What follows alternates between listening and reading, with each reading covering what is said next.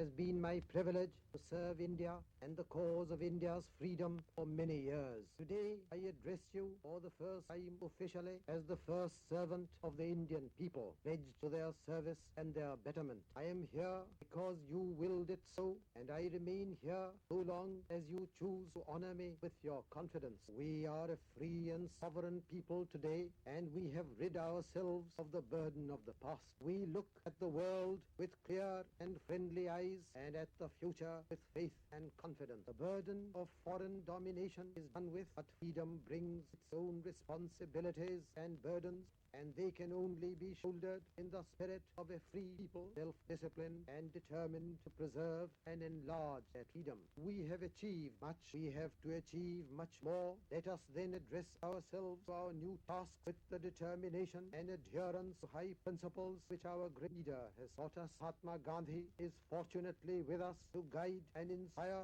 and ever to point out to us a path of high endeavor. He taught us long ago that ideals and objectives can never be divorced from the methods adopted to realize them. That worthy ends can only be achieved through worthy means. If we aim at the big things of life, if we dream of India as a great nation, giving her age-old message of peace and freedom to others, then we have to be big ourselves and worthy children of Mother India. The eyes of the world are upon us, watching this birth of freedom in the East and wondering what it means. Our first and immediate objective must be to put an end to all internal strife and violence which disfigure and degrade us and injure the cause of freedom. They come in the way of consideration of the great economic problems of the masses of the people which so urgently demand attention. Our long subjection and the world war and its aftermath have made us inherit an accumulation of vital problems, and today our people lack food and clothing and other necessaries, and we are caught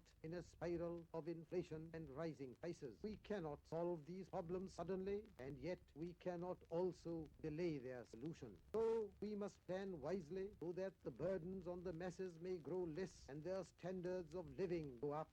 We wish ill to none, but it must be clearly understood that the interests of our long-suffering masses must come first, and every entrenched interest that comes in their way must yield to them. We have to change rapidly our antiquated land tenure system, and we have also to promote industrialization on a large and balanced scale so as to add to the wealth of the country and thus to the national dividend which can be equitably distributed. Production today is the first priority, and every attempt to hamper or lessen production is injuring the nation, and more especially harmful to our laboring masses. But production by itself is not enough, for this may lead to an even greater concentration of wealth in few hands, which comes in the way of progress and which, in the context of today, produces instability and conflict. Therefore, fair and equitable distribution is essential for any solution of the problem. The government of India have in hand at present several vast schemes for developing river valleys by controlling the flow of rivers, building dams and reservoirs and irrigation works, and developing hydroelectric power. These will lead to greater food production and to the growth of industry and to all-round development. These schemes are thus basic to all planning, and we intend to complete them as rapidly as possible so that the masses may profit. All this requires peaceful conditions and the cooperation of all concerned, and hard and continuous work. Let us then address ourselves to these great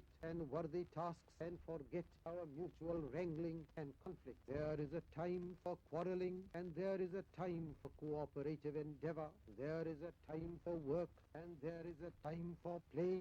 Today, there is no time for quarreling or overmuch pay unless we prove false to our country and our people. Today, we must cooperate with each other and work together and work with right goodwill. I should like to address a few words to our services, civil and military. The old distinctions and differences are gone, and today we are all free sons and daughters of India, proud of our country's freedom and joining together in our service of her. Our common allegiance is to India. In the difficult days ahead, our services and our experts have a vital role to fulfill, and we invite them to do so as comrades in